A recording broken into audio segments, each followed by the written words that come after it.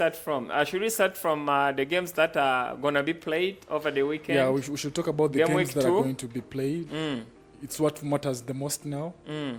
And in that way, we shall also be linking with the previous ones. Okay, let's start from the game of Brighton against Manchester United. It's going to be the early kickoff to be at around 4:30. Yeah, Manchester United is going to be playing away from home against Brighton. Yeah, we can remember that Manchester United won their first game, their first encounter in the Premier League against Fulham. What do you think about that fixture? So the fixture, Manchester United is proving us that this time round it's ready to take over teams down. You could tell from the previous match they played. They won their match with a clean sheet, 1-0. You could see all the players were fully packed well. The likes of Harry Maguire, the ones who were laughing stock back in time, they were ready and they composed very well in the defense. Yeah.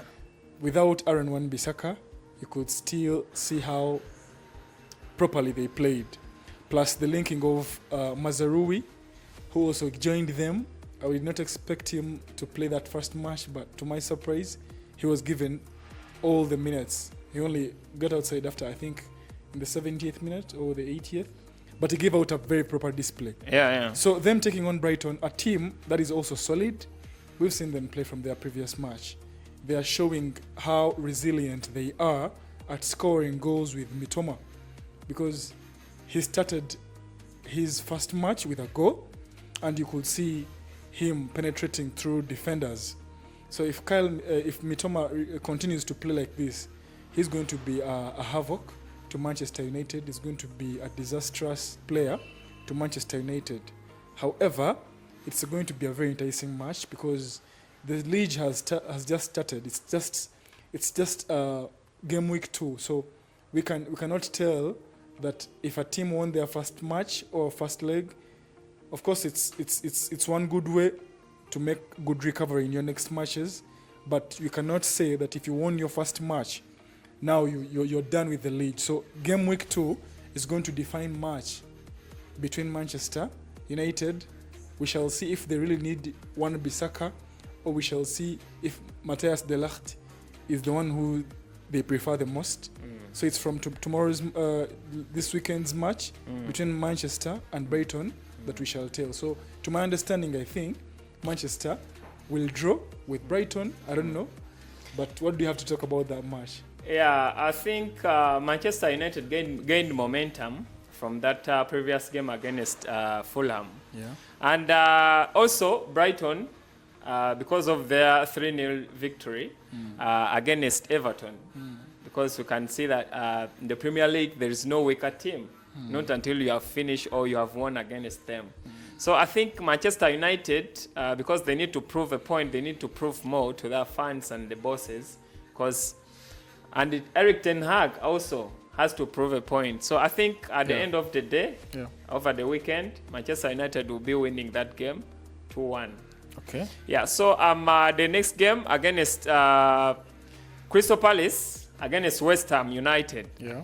West Ham United. Yeah. Yeah, we remember that Crystal Palace, their previous encounter, they lost against Brentford. Yeah. And West Ham, they also lost against Aston Villa. Yeah. So both teams, they come in this game week 2 when they have losses. So they also have to look at the scenario where they have to gain momentum. They have to get that winning touch. So I think this game will be 50-50. I don't know what's your opinion about this game, but both of the teams, they're coming in the game week 2 with losses from the previous encounters. Yeah, Crystal Palace versus West Ham, right? Yeah. That's the next encounter, right? Crystal Palace against West Ham, yeah. West Ham, yeah. So Crystal Palace, I think, has an upper hand if all these players come back fully fit. Because West Ham, we've seen the likes of Antonio, their striker, drop down. He only shined for almost 1 season. But after that 1 season, he did not come back to the striker we really knew before, because he used to beat down defenders in the first season. But right now, if you also look at the likes of Ward-Prowse, Ward-Prowse has emerged the best free kick taker. He's a good one, but he's not playing to the best, because the previous match, I think he entered into the second half. That is when he got time to play, if I'm not mistaken. So I think Crystal Palace, if you look at their match, although they lost, but you could see Eze getting there to the box. You could see the other team surviving. You could see the other team surviving because Eze was pressurizing the team, because he has to fill in the gaps of Michael Olise. Him not being around, he still has to cover a lot for him and to put pressure on the different sides, the teams they are going to play against. So I think West Ham is also going to find this match a hard one if they don't come back out strong, because these young Eze and the Lakes have to prove to them that they can win and take it over. They can take the win. And if Mateta comes back, you know, he's funny. He's always there at the front in a joking manner, but he can score goals. We could see that last season. No one paid attention to him, but Mateta emerged one of the proper goal-scoring machines that Crystal Palace ever had. So I think Crystal Palace is going to win that match by a 2-0. 2-0. So what's your take about that? I think that game will end in a draw. In a draw? In a draw, yeah. 1-1 Giving or what reasons? 2-2. Giving what reasons for a draw? Because both teams, they don't have the momentum in the league. And I think they will be coming to, because losing their previous encounters, they went back and did some correction here and there. Okay. So they have not yet stabilized. And you know, the team keeps on changing. Yeah. There are a lot of dynamics. When so they are under process of stabilizing now. Yeah, definitely. Okay. Not until they get their first win. Okay. Because most of the time, the gaffers, the managers, the team coaches, they don't change a winning team. So if a team comes up and doesn't win their game, it means that a coach, it will need to require some changes so that they can get wins, so that they can win their second game or the next game. Sure. So I think because of those dynamics, for both teams, of course, they will end up in a draw. Okay. Let's wait on that. Yeah, so the next game will be Fulham against Leicester. We remember in their previous encounter, Fulham lost against Manchester United, and Leicester drew against Tottenham Hotspurs. Yeah, so I think the previous result for Leicester City wasn't that bad, but for Fulham it was bad. Yeah. So at the end of the weekend, where do you see the results between both sides? I think Leicester City is proving the haters wrong, because having got out of the relegation zone, the display they made in the previous match was nice to watch, because they came from one goal down, only for Vardy to score that goal, and he's telling these other players that he still can beat them down and be top scorer for this league, because he's been doing this, he's been always there, he's been competing in different seasons. So for him to come back now, you could see when he scored that goal, how angrily he celebrated his goal, because he was being provocative to the Tottenham fans, telling them on how many trophies they've not won. He's telling them that I have one Premier League trophy, you have nothing. And to the funny part was, he was telling this to Romero, a player who already has the World Cup. Yeah. But Jimmy Vardy doesn't care. He told him, I have one Premier League, you have zero. Yeah. After scoring that goal. So I think Leicester City is going to come out strong against Fulham, because we've not seen the likes of Muniz in Fulham. Yeah. We've not seen them score goals in the first matches of the game weeks. Yeah. Even the previous season, they get their fire in the middle of the season in most cases. So I think Leicester City has an upper hand, because they want to go back to be relegated, because there is a norm that goes that every team that comes from the relegation, there are 80% of higher chances of it to go back in the following season to be relegated again. But Leicester City proved to us in their very first match against Fulham, a team we expected has the likes of players there who can beat them down, but they pressed them high, and Leicester City I think is going to win this match by a 1-0. By a 1-0 So what's your take about? Yeah, I'll go for a draw. You go for a draw. Yeah, we can see a Vardy goal, another Vardy goal, because Vardy has proved a point, and he has gained a lot of experience. Yeah. So he's so trusted by his side, Leicester City, and I think he has that confidence that he can make a difference for the team. Sure. Yeah. So the weekend result for Fulham against Leicester City, I'll go for a draw. Now let's look at the next game for Manchester City against Ipswich. Ipswich lost against Liverpool against Ipswich, right? Manchester City against Ipswich. The next match. The next match. Okay. Yeah, Ipswich is gonna find a very big challenge because they're first now the second game. Yeah. They are facing the biggest contenders of the Premier League trophy. Of the league, the biggest opponents, one of the biggest opponents in the league. True. So this is really, I don't know how they seeded these fixtures, but Ipswich is facing a big test from Liverpool. We can remember their results, the previous result on the weekend. They lost against Liverpool 2, and then they are now facing Manchester City. Though they proved that they can hold until the 60th minute, and then they gave in to the biggest contenders, Liverpool, because Liverpool has been really consistent. We saw the likes of Mo Salah, Jota. They missed some really open chances. So Ipswich, from the 60th minute, that is the second half, they would have conceded even more than 2 goals. But at the end of the day, it was 2-0. In favor of Liverpool. So they are now facing Manchester City, of which Manchester City surpassed against Chelsea 2-0 as well. So I don't know what's your opinion for this fixture. Okay, basically my personal opinion about that match. First of all, I would like to congratulate Ipswich for the better display against Liverpool. Regardless, it lost.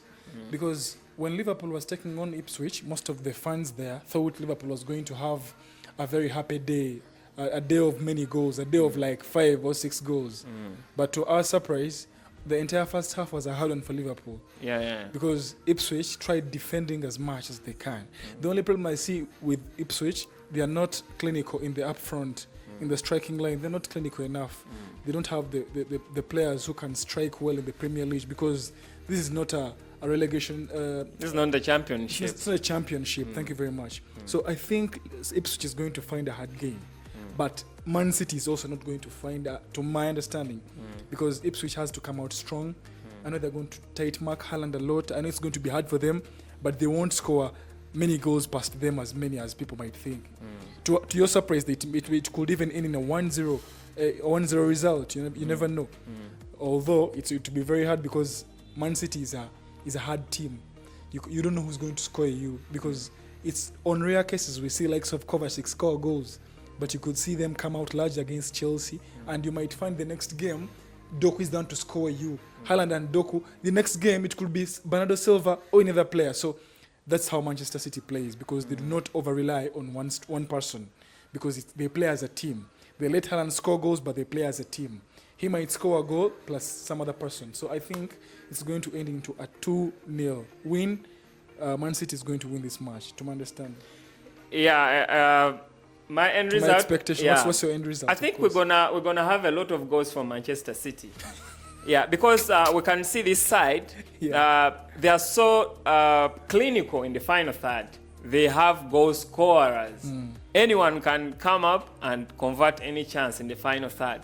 And we saw from the 60th minute for this Ipswich against Liverpool. Their defense, they conceded a lot of chances from Liverpool, though Liverpool never converted those chances.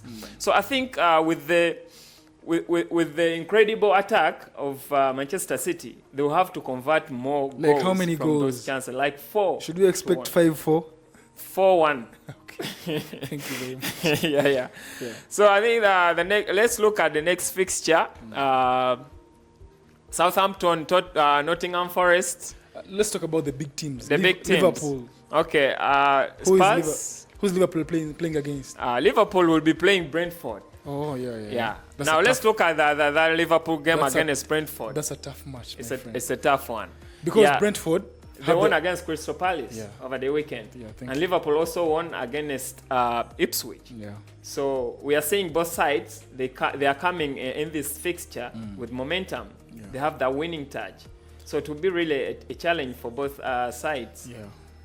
Looking at Liverpool wasting a lot of chances.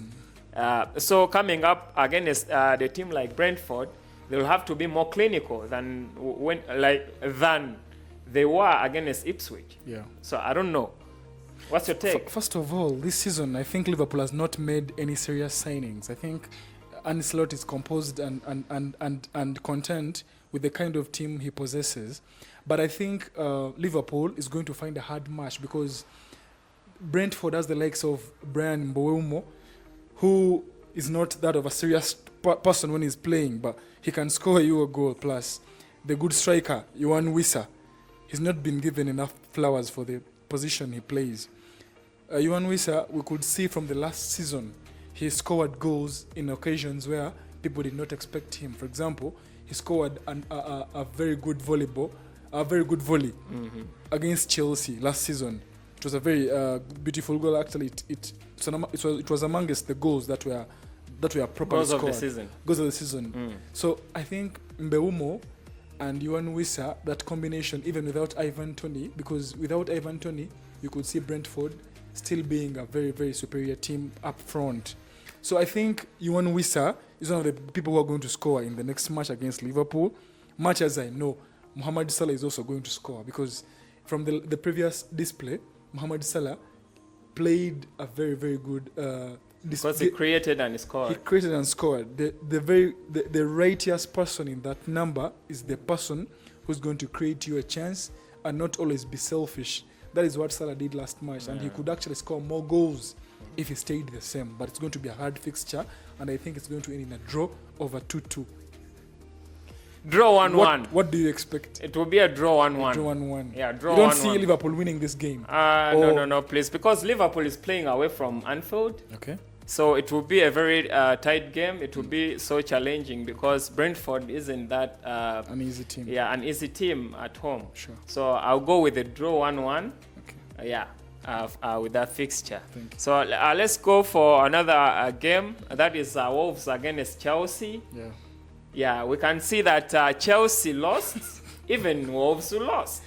But Chelsea, I don't know. It's going to be really tough for Chelsea against Wolves. First of all, there's a lot happening in the Chelsea camp. A lot is happening. There's too much pressure. I told you, Maresca is going through too much pressure because during his interview, he said he's dealing with only 21 players. Much as they've made a lot of memes abusing Chelsea, you know, there's a meme I saw and I laughed to myself because they drew a bus, a very big bus, saying the Chelsea buses are arriving at Stamford. It was having a lot of players. Many players. So he said, I'm only dealing with 21 players. And he's trying to get rid of some players like Raheem Sterling. They earn 9 million pounds. That is a lot of money. That is almost 77 million Ugandan shillings. So they want to get rid of him. He wants to get rid of him. He says he does not. He's a good player, but he does not play his style of play. So since Chelsea lost against Man City, the fans expect that Manchester City was a hard one.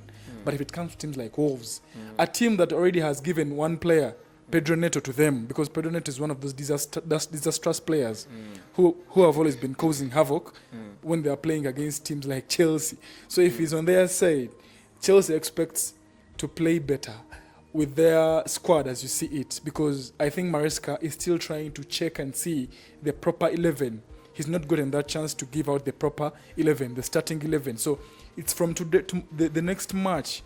It's from that match, Wolves-Chelsea, that fans are going to tell if Maresca is a serious coach or is not a serious gaffer. Because if you let Sterling go, let Chalobah go, and bring in your players, they expect you to play accordingly and win their matches, because you've let players go who fans expected they would give a proper display against Manchester City, because Sterling could give a proper display against Manchester City. But if you say let him sit and not come back, it means you have something for them. That is what fans are waiting. But I think Chelsea is going to win this match by 2-0. By 2-0. And those goals will be scored. One will be scored by Jackson, the other one Cole Palmer, I think. What do you think? Yeah, Because I think, Wolves is a hard one, but to me, yeah. according to what Maresca is designing to play, I think Chelsea is going to. What's your take? Yeah, in my opinion, Yeah. because Chelsea apparently they are, because we can remember that Chelsea was doing some really good business in the preseason. Yeah. They were busy making transfers, ins and outs. You know, they were reshuffling. They were doing some good business in transfer. Do you think they are? Do you so think, I think it wasn't a good gesture for Enzo Maresca, because those statements alone they can demotivate some of the players, the locker room. The locker room won't be stable with such statements. Yeah, because as a gaffer, as a manager, you have to know how to handle the players, because that alone would mentally destabilize because football. Because football is played with the mindset. So when the players hear such statements from their gaffer, they won't be at ease. So I think this can affect Chelsea, but the end results can be in a draw. You're right, yes. Yeah, the end results can be in a draw, but they would have won if, in case, but because of these statements, I think there is a way it affected the players. Destabilized. You think the players are already destabilized by his statements? Yeah. So what do you expect from the match result? They end up with a draw game. It will be a draw. You've given us today many draws. You're expecting many draws today. Okay, let's prolong. Yeah, so let's look at the game for Aston Villa against Arsenal. Aston Villa against Arsenal. Yeah, because Arsenal, they won their first encounter against Wolves. Arsenal won against Wolves. Yeah, Wolves 2-0. So I think Aston Villa also, they drew. No, they won against West Ham. They won against West Ham. So both teams, they're coming in this fixture. When they have the momentum, they have the winning touch. Yeah, but I think Arsenal will find some little problems. But because Arsenal, this season, they have to prove a point. They have to prove a point that they can do even better. Because we can see that Arsenal, they are now doing some good business before the transfer market closes. Yeah, so I think the players are in good shape. They are really motivated because they want to prove a point. They want to be bigger. They want to portray that picture that they are a big side. Because the previous 2 seasons, we saw that they stopped at an age to emerge victors of the league. So I think this is the season where they have to make a difference. They have to make a point. So I think this fixture will end in favor of Arsenal. I don't know what's your take about this fixture. Yeah, the one thing I want to congratulate Arsenal for is that they've not lost momentum. From where we've seen their display, from where they stopped last season is where they continue to play. We all expected maybe they could find difficulties in their first encounter on the opening on their opening match day, but they played that an easy one. You could see the likes of Saka making it very easy past Wolves, a team that has all those good left backs, the likes of Nauri, but Saka took them down. And to my surprise, Kai Havertz is also scoring the same way he used to score last season. So Arsenal is a hard team to beat because their gaffer probably is doing the right is making the right decisions in his team, and he knows who's going to come to play and make the right production in the team. Because Aston Villa, we've not seen the likes of Watkins shine on their first day, because I know he's a good goal scorer. He was the second last goal scorer last season, so we expect he could also come out large in this coming match and score goals. Although it's going to be very hard, because whenever Partey is in there in the midfield of Arsenal, it's a hard game because Partey is there. Behind you have Saliba, you have Gabriel. These are all serious players. Then I want to give congratulations to Arsenal for making it a solid team even in this season, because they are making the Premier League sound like they're going to win it this time round. So I think they're also going to win this match by 2-0 against Aston Villa. Yeah, I'm with those fixtures. I think before we end today's episode, let's talk a little about the transfer news speculations. We can see that Arsenal, they are on the verge of completing the signing of Mikel Merino from Real Sociedad. This defensive mid. I think in no time, very very soon, he'll be doing medical. And he will be announced. Are there chances of him joining? Is there any signature? Signature? No, like in Real Sociedad, has his name been put in the squad yet? No. Really? On Wednesday, he was excluded from the training session for the club. Then it means they are really in advanced negotiations. They are soon winding up with the negotiations with the player between Arsenal and the Real Sociedad. That's a good signing. It will be a good signing. So he will be helping there. Partey, I think there will be depth in the midfield, which has been lacking somewhere or the other. To be helping Arsenal to compete even more. So we can see that even like Edin Nketiah is also on the verge of leaving Arsenal side. Nketiah should leave because he's average to me. He's an average guy. So if it's confirmed at the end of the day, Merino would be joining David Raya, who was signed recently on a permanent contract, and Ricardo Calafiori, who was recently added in the fold. So I think Arsenal, so far those are the signings for the club, and I think they are doing some good business. So before we wind up the episode, let's look at. We've not talked about Joao Felix. Joao Felix is also confirmed for Arsenal, for Chelsea. He's just making a return. Actually, it's still one of the biggest signings because. Is he adding something from the previous display? I think Joao Felix is going to add more into because he was at Chelsea. Some time back. Came and we could see he was promising. He reached he got many chances to score. He was a good, skillful player, passing the ball. So I think Joao Felix, with how soft and skillful he is, he might fit the Maresca template style of play. Because I think Maresca is more of a Pep Guardiola fan because they work together at some moment. So I think from the things he adopted from Pep, he wants to make Joao Felix maybe play like his Bernardo Silva. Maybe he wants to make him play like, we do not know, but from the coming encounters, the coming matches is when we shall tell that indeed. But I think Joao Felix is a fit for Chelsea. Only that I don't think he's one of those people you say you want to win the league now and your first signing is Joao Felix. I don't think that's it. But I think Chelsea needs to go for, like I've always told you, a very serious striker, greater than Nicholas Jackson, Osimhen. I heard many speculations about Osimhen. They're in talks. I've listened to this rumor for about now a month. So I think if Chelsea pushes the Victor Osimhen signing, it will be a fit for Chelsea because they need to score goals because they always rely on drawing matches, and that hunts them.